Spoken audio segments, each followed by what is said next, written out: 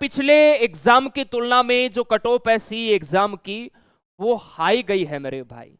Paper भी अच्छा था लेकिन नेगेटिव मार्किंग नहीं थी, जिसके चलते कट ऑफ है वो हाई गई है। 101% मैं कह सकता हूं कि नॉर्मलाइजेशन हुआ है और उसमें नंबर घटे हैं मेरे भाई। क्लियर है? सभी जवानों को जय हिंद। कैसे हैं आप सभी? उम्मीद आशा है सभी मेरे प्यारे भाई बहुत अच्छे, बेहतरीन, जबरदस्त होंगे।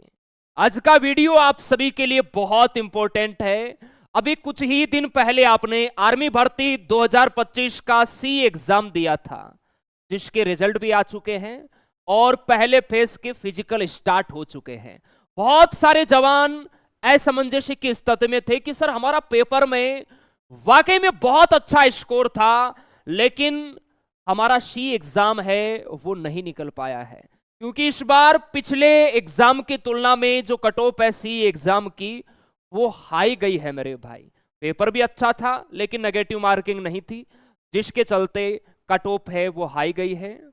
कंप्लीट जानकारी इस वीडियो के माध्यम से आपको मैं देने वाला हूं, क्योंकि आप सभी जवानों ने आरटीआई अप्लाई की होगी ताकि हमारा सी एग्जाम में क्या स्कोर रहा और हमारा सिलेक्शन क्यों नहीं हुआ। देखिए, जिनका हो गया बहुत सारी शुभकामनाएं, जिनका नहीं हुआ उन नौजवानों पे दुख का पहाड़ टूटा है। क्यों नहीं हुआ आपको इस वीडियो के माध्यम से मैं बताने वाला हूं। क्या वाकई में आपके साथ धोखा हुआ है?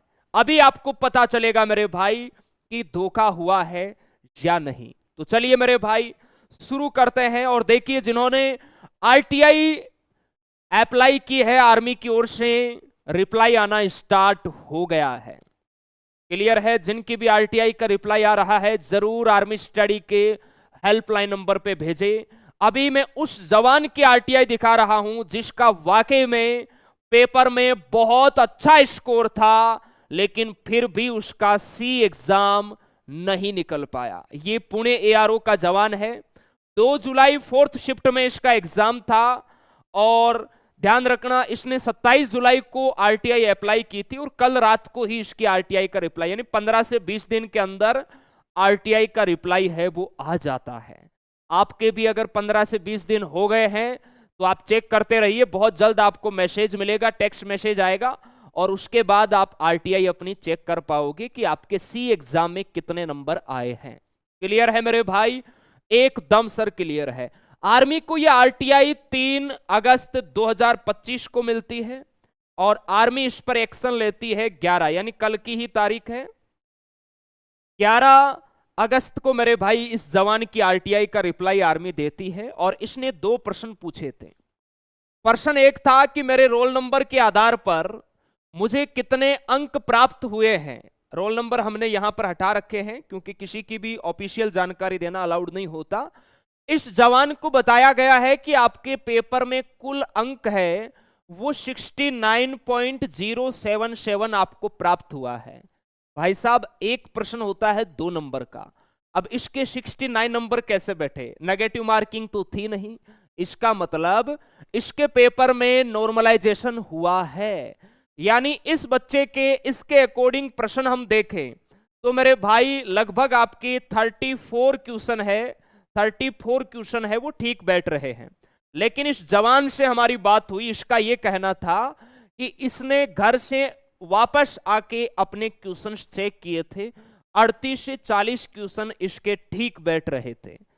इसके नॉर्मलाइजेशन हुआ है और उसके जबरदस्त नंबर घटे हैं। आप देख सकते हैं लगभग 78 या 80 नंबर मेरे भाई इस बच्चे के पेपर में थे, लेकिन आर्मी ने इसे कितने दिए हैं? 69 नंबर। यानी जिस कंपनी के द्वारा आपका ऑनलाइन एग्जाम कंडक्ट हुआ, देखिए नॉर्मलाइजेशन का एग्जिट फार्मूला जो कंपनी आपका पेपर कंडक्ट करवाती है सिर्फ उसी के पास है किस प्रकार नॉर्मलाइजेशन होता है, क्योंकि इस वाली शिफ्ट में तो ज्यादा पेपर हार्ड भी नहीं आया था, फिर भी इसके नॉर्मलाइजेशन हुआ है और इसके नंबर घटे हैं। इसके नंबर 100% घटे हैं मेरे भाई। और ये पुणे एआरओ का जवान है, यहां जिसके 35 प्लस मेरे भाई क्वेश्चन ठीक थे, यानी जिसके लगभग 70, 71, 72 नंबर पेपर में बन रहे थे, उस बच्चे का सी एग्जाम क्वालिफाई हुआ है। कुछ बच्चे ऐसे भी हैं मेरे भाई जिनके नंबर कम थे, उनके नंबर बढ़े भी हैं। और जिसके बड़े थे नंबर ऑलरेडी ज्यादा थे उनके कम भी हुए हैं। क्लियर है? तो ये कहीं ना कहीं स्टूडेंट के साथ यहां पर आप कह सकते हैं कि धोखा हुआ है। पेपर में बच्चा अच्छा स्कोर करके आता है, फिर रिजल्ट में उसे पता चलता है यार मेरा तो हुआ ही नहीं, मेरे दोस्त के प्रश्न कम थे उसका हो गया, मेरे प्रश्न दोस्त की तुलना में ज्यादा थे और मेरा हुआ नहीं। फिर आरटीआई के थ्रू वो अपना रिजल्ट देखता है तो उसे नंबर कम मिलते हैं और एग्जिट नहीं है। अभी ये 68 नंबर होता तो हम ये सोच लेते कि इसमें नॉर्मलाइजेशन नहीं हुआ है, इस बच्चे के इतने ही नंबर थे, लेकिन 69.077 नंबर है, यानी 101% मैं कह सकता हूं कि नॉर्मलाइजेशन हुआ है और उसमें नंबर घटे हैं, नंबर घटे हैं मेरे भाई। क्लियर है? दूसरा इस प्रश्न इस जवान ने पूछा, आर्मी भर्ती कार्यालय पुणे की सी मेरिट क्या है? इसने मेरिट पूछी है, आर्मी ने मेरिट नहीं बताई है। क्यों नहीं बताई? बताना चाहिए ना, लेकिन नहीं बताई है। और मेरा नाम, इसने अपना नाम बताया है, अंतिम चयन सूची में क्यों नहीं आया? यह प्रश्न पूछा है आपने भी पूछा होगा जिसका नहीं हुआ। इन्होंने कहा है मांगी गई जानकारी आरटीआई अधिनियम 2005 की धारा 81D के तहत अस्वीकार की जाती है, आपकी मेरिट कम थी। बस ये रिप्लाई मिला है, मेरिट नहीं बताइए कि कितनी कट ऑफ गई थी, बस नंबर बता दिए और जितनी मेरिट गई है उससे आपके नंबर कम थे, ये बता के बच्चे को संतुष्ट कर दिया है ना मेरे भाई। तो कहीं ना कहीं ये प्रोसेस थोड़ा सा मेरे भाई गलत है। ये बच्चे आर्मी वाले बहुत मेहनती होते हैं, जोशीले अंदाज के होते हैं, लेकिन यहां पर कहीं ना कहीं आके उनको डिमोटिवेशन मिलता है। ये जवान कहता है कि सर मैंने कौन से पाप किए थे, है ना, लेकिन यहां इसकी किस्मत है, उसने साथ नहीं दिया। पेपर में अच्छा स्कोर किया लेकिन किस्मत ने साथ नहीं दिया, इसके नंबर नॉर्मलाइजेशन में घट गए।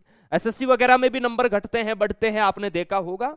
तो ये नॉर्मलाइजेशन की प्रक्रिया बहुत सारे जवानों के सपनों पे पानी फेर गई। अब ये पता भी नहीं चलता है कि इसका फार्मूला क्या होता है, कौन सी शिफ्ट में बढ़ेगा कौन सी में घटेगा, किसका बढ़ा किसका घटा, मेरा घटेगा या मेरा बढ़ेगा, कुछ पता नहीं चलता मेरे भाई। यहां सिर्फ लक काम करता है, ध्यान रखना है।